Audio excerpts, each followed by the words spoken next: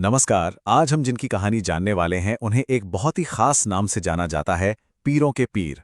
अब ये सिर्फ एक टाइटल नहीं है, इसके पीछे छुपी है सांप्रदायिक सद्भाव की एक ऐसी कहानी जो सदियों से हमारे देश में गूंज रही है। तो चलिए इस कमाल के सफर पर निकलते हैं। जरा सोचिए, क्या कोई ऐसा संत हो सकता है जिन्हें हिंदू और मुसलमान दोनों एक समान श्रद्धा से पूछते हों? आज के दौर में ये बात किसी कल्पना जैसी लगती है ना?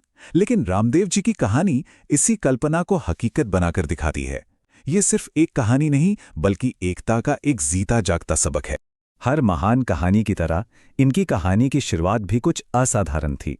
तो चलिए सबसे पहले चलते हैं उनके जन्म और बचपन की तरफ, जहां उस विरासत की नींव पड़ी जिसे आज पूरी दुनिया मानती है। उनके जीवन को इन खास लोगों ने एक आकार दिया। पिता थे अजमल जी तंवर और माता मैणा दे। उनकी पत्नी नेतल दे, जो अमरकोट के दले सिंह सोढ़ा की बेटी थीं, और हाँ, उनके गुरु बालीनाथ जी, जिनकी समाधि आज भी जोधपुर की मसूरिया पहाड़ी पर है। अब यहाँ एक बहुत ही दिलचस्प बात आती है।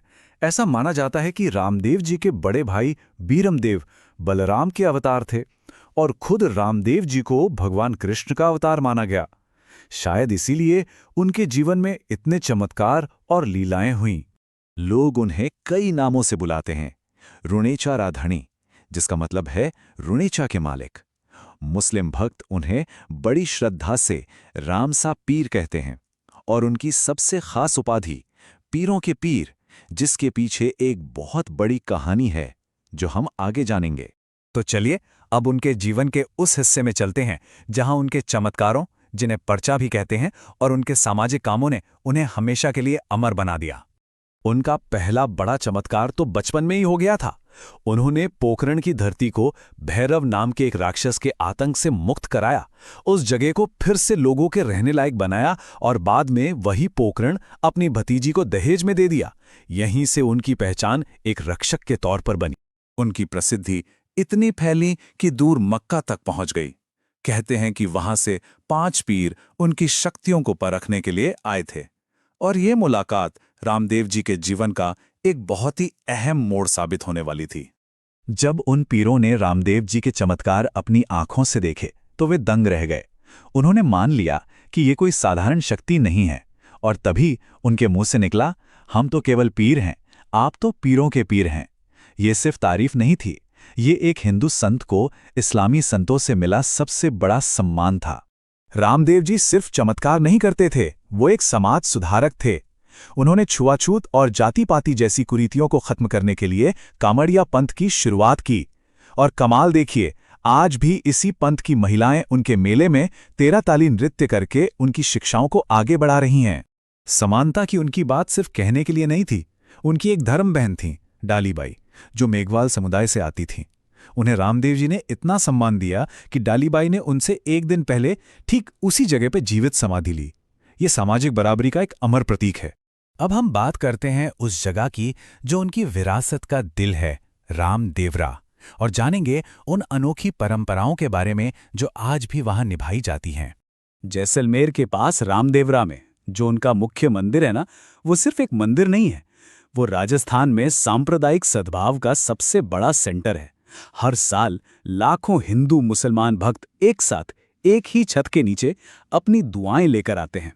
यहाँ की रस्में भी बहुत अलग है। मंदिर पर जो 5 रंगों का झंडा लहराता है उसे नेजा कहते हैं। यहाँ मूर्ति की पूजा नहीं होती, बल्कि उनके पैरों के निशान यानी पगलियों को पूजा जाता है। रात भर चलने वाले जागरण को जम्मा कहते हैं, और उनके मेघवाल भक्तों को प्यार और सम्मान से रिखिया कहा जाता है।